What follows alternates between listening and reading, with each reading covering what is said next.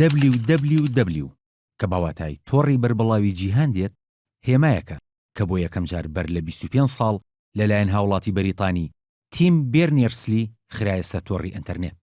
ئەگەرچی لە ڕووی کردارەوە مێژووی دروستبوونی ئینتەرنێت بۆ ساڵی 1969 دەگەڕێتەوە کاتێک وەزارەتی بەرگری ئەمریکا تۆڕێک پەیوەندی بودنیادنا بۆ بەستنەوەی ژمارێک ناوەندی توێژینەوە و مانگە دەستکردەکان بە یەکترەوە کە بە ئاربانێت ناسرااو بوو، بەڵام وەک ئەوەی کە بەکارهێنانی بوو بێتە تۆڕێکی جیهانی بەربڵاو 23 ئابی ساڵی 1990 دیاری کراوە.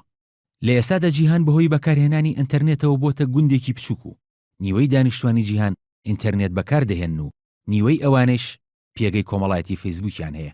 هەر لە چرکەیەکیشدا زیاتر لە 3 ملیۆن ئیمەیل لە نێوان بەکاربەرانی ئینتەرنێتدا ئاڵوگۆڕ دەکرێن. لە هەر ڕۆژێکیشدا نزیکەی 100,000 ماڵپەڕ و وێبسایت لە سەرتاسەری جیهاندا لە ناوتۆڕی ئینتەرنێتدا دەکرێنەوە، لە کاتێکدا کە تا کۆتایی ساڵی 1993 تەنیا 623 وێبسایت هەبوون.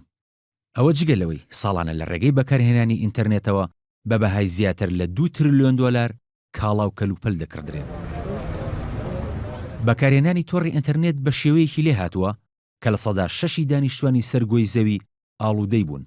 لەو چوارچێوەشدا لە وڵاتی چین سنتەرێکی چارەسەرکردن لە ناو نەخۆشخانەیەکی سەربازیدا کراوەتەوە بۆ چارەسەرکردنی دەرونی ئەوانەی ئاڵوودەی بەکارهێنانی ئینتەرنێت بوون. لە هیندستانی ژمارەی بەکارهێنانی ئینتەرنێت لە کۆی سەرجەم دانیشتوانی ئەمریکا کە 318 ملیۆن کەسە زیاترە. بەپێی داتاکان لە سەدا 20 حاڵەتەکانی جیابوونەوەی هاوسەرەکان لە ئەمریکا بەهۆی بەکارهێنانی ئینتەرنێت بەگشتی و تۆڕە کۆمەڵایەتیەکانەوەیە. ڕۆژانش نزیکەی 30,000 ماڵپەڕ لەلایەن هاککەرانەوە هاک دەکرێن.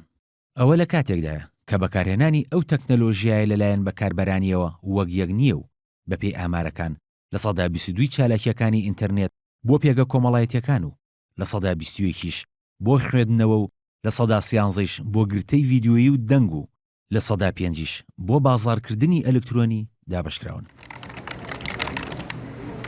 لە ساڵانی دوایشدا ئینتەرنێت لە ڕێگەی پێگە کۆمەڵایەتیەکانەوە ڕۆڵی گەورەی هێڕا لە ڕووداوە سیاسیەکانی جیهاندا، بە تایبەتیش لە بەهاری عەرەبیدا.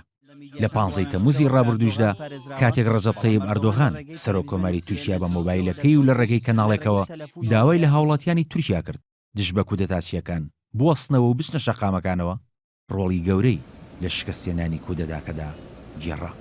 کاروان شێخ مەحسین، MRT. Bu gelişme gerçekten silahlı kuvvetlerimizin içerisinde